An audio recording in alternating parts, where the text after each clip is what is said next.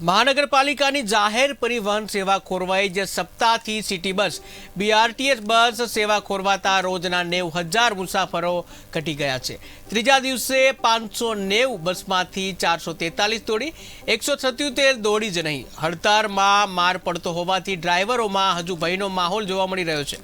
મંગળવારે બસ ડ્રાઈવરોની હડતાળે ઉગ્ર સ્વરૂપ ધારણ કર્યા બાદ બુધવારે પાલિકાની જાહેર પરિવહન સેવા ફરી ધીમે ધીમે પાટે ચડી હતી, પરંતુ 75% જ બસ દોડી હતી। ડ્રાઈવરોને માર મારવા સહિતના કિસ્સાઓ અને યુનિયનોની દાદાગીરીના કારણે ડ્રાઈવરોમાં હજુ પણ ફફડાટનો માહોલ જોવા મળી રહ્યો છે, જેને લઈ બુધવારે પણ 177 બસ દોડી શકી ન હતી અને અંદાજે 60,000થી વધુ મુસાફરો અટવાઈ ગયા હતા।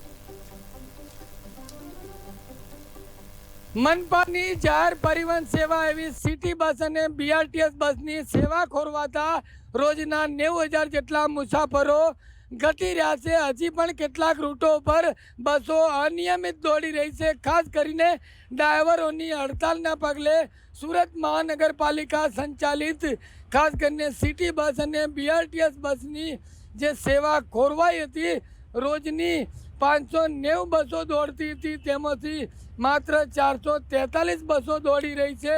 ખાસ કરીને હડતાલમાં માર પડતો હોવાથી ડ્રાઈવરોમાં હજુ ભયનો માહોલ જોવા મળી રહ્યો છે।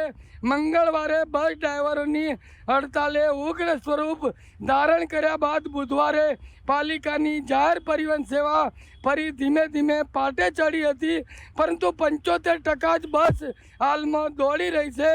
ડ્રાઈવરોને માર સહિતના કિસ્સા અને યુનિયનોની દાદાગીરીના કારણે ડ્રાઈવરોમાં હજુ પણ ફફડાટનો માહોલ જોવા મળી રહ્યો છે, જેને લઈને બુધવારે પણ 177 બસો દોડી શકી ન હતી, ત્યારે આશરે 60,000થી વધુ મુસાફરો અટવાઈ ગયા છે। હજી પણ ક્યાંક ને ક્યાંક કેટલાક ડ્રાઈવરો કામ પર પાછા ફર્યા નથી, ત્યારે કેટલાક રૂટો પર હજી પણ બસો અનિયમિત દોડી રહી છે। કેમેરામેન આરિફ સાથે બલદેવ દેસાઈ, KTV ન્યૂઝ ગુજરાતી।